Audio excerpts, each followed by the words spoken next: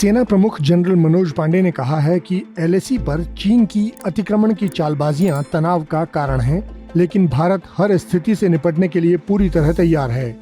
General Manoj Pandey 27 मार्च को पुणे के सावित्रीबाई फुले विश्वविद्यालय में जिस विषय पर बोल रहे थे वो था चीन का उत्थान और दुनिया पर उसका प्रभाव। जनरल मनोज पांडे ने एक और महत्वपूर्ण बात कही कि रूस और यूक्रेन के बीच संघर्ष को खत्म करने के लिए चीन जिस तरह 12 सूत्रीय शांति योजना प्रस्तुत कर रहा है, उससे लगता है कि वो अमेरिका से वैश्विक सुरक्षा प्रदान करने वाले देश का दर्जा हटाकर खुद वहां स्थापित होना चाहता है। उन्होंने कहा कि रूस यूक्रेन संघर्ष ने भू राजनीतिक सुरक्षा में अशांति पैदा कर रखी है।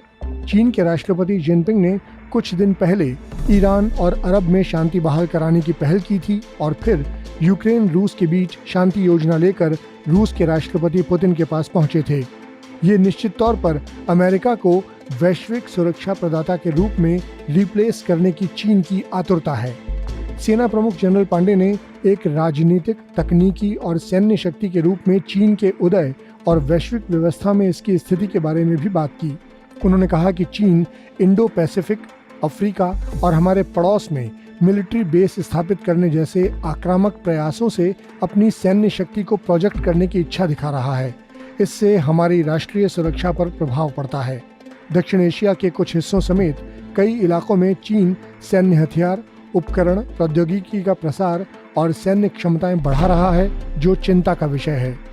इसके अलावा जनरल मनोज पांडे ने अनसुलझे सीमा विवादों से उपजी समस्याओं पर भी बात की।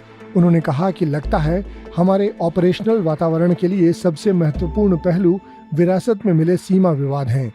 एलएसी यानी वास्तविक नियंत्रण रेखा को लेकर अलग अलग सोच और दावों के कारण विवाद होते रहते हैं। एलएसी पर शांति बनाए रखने के लिए चीन के साथ भारत के कई समझौते हैं, लेकिन चीन इनका उल्लंघन करके अतिक्रमण करता रहता है, जो तनाव का मुख्य कारण बना हुआ है। लेकिन सेना की तैयारियां पूरे जोरों पर है।